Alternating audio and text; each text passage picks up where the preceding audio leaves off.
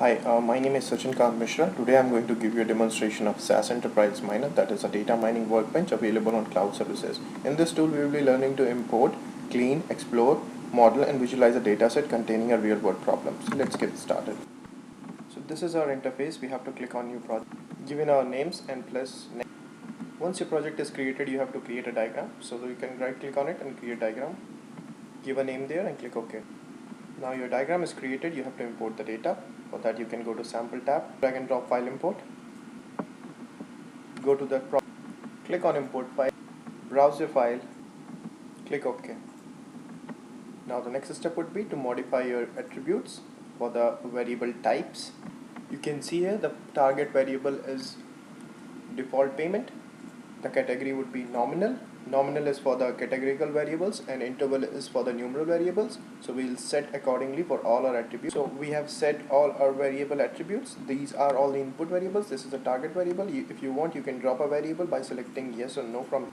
Just to give you a glimpse of the data, vacation is a category, sex is a category, marriage is a category, and these are all the categorical variables which have been divided with some values for the payment default. This is like for -1 is duly filled, 2 is for 1 month delay, and then 1 month 2 months delay. Then you can click OK. Now your data is imported. Next step is to explore the data, for which you can go to explore tab, drag and drop this button and start exploring. Connect it, right click and run. Click yes. Once it has executed, you can see the results. Here you can see the chi-square model in here, which gives you the worth of all the input variables. This gives you the corresponding correlation among different attributes. You can see the output variable here for the missing values. So you can see all these are the missing values. It doesn't have any missing value, but if you see here, this limited balance, this attribute has 4 values as missing. So we would impute this data, and let's see how we do it. To impute the data, go to modify tab, select impute button, drag and drop it here. Now set some attributes for it. We would go for indicator variables, which would be the unique values for it, and then we have this as an input variable. Right click and run. You can see the results. So as you can see, all 4 number of missing values were replaced by this value. This is the mean method which was implied here, and this is the indicator variable, and this is the variable. Now you have the data ready, you have to partition it. So you can go to sample tab, drag and drop this button. Now in this attribute, you can select the training dataset percentage, validation percentage, and test percent. So as you can see, I have given training 70%, validation 20%, 10% as test. Again, right click and run.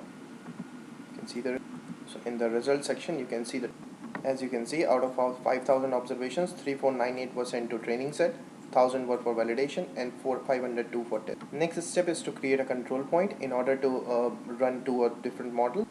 For that, you can go to utility tab. The first one is the control point, drag and drop it.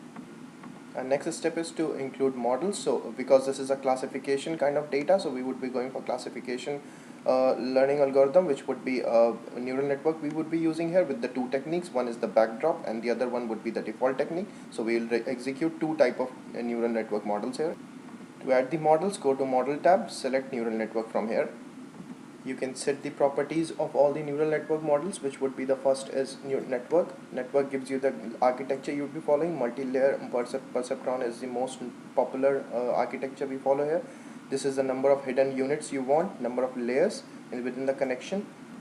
The next attribute is optimization, and for optimization, the default technique for the first model is backdrop. This is the most common training algorithm we follow. The maximum number of iterations you can mention here within a single connection or loop within a layer, maximum time duration for which the model exists.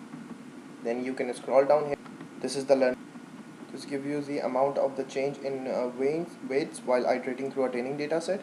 The momentum is the change in weights within one so that it doesn't change on the output layer. For an ideal scenario, keep the momentum low and learning rate as high. Click OK, right click and execute. So you can see here the output from the first graph, cumulative graph with the depth of the neural network keeps on decreasing. This is the average squared error, the maximum iteration which was considered. The best one is 16. In the output, you can see different layers for the different variables. 3 was the default value we set. Hidden. You can scroll down for the classification table here, confusion matrix. So if you see here the false negative, this is the count which is given from us. We would compare these values with the other model. For the other model, we have this technique as default and all other values as same. We would execute this. So the main thing you can see in the second model is the minimal squared error was received at the iteration number 7. The cumulative curve is almost the same. In the output, you can scroll down and see the classification, and you can see here the confusion matrix. If you see from the previous graph, most of the false values are being reduced, so this is a better model. You can also assess these graph, compare these graph using SS, and then drag and drop this button and you can see the results together in this. You can connect both and right click and run. This is the output of the comparison graph for the neural network, and the second model with the backdrop, and this is from the default, and these are the comparison of the error values. You can see here the average squared error has been reduced in our second model, which was default.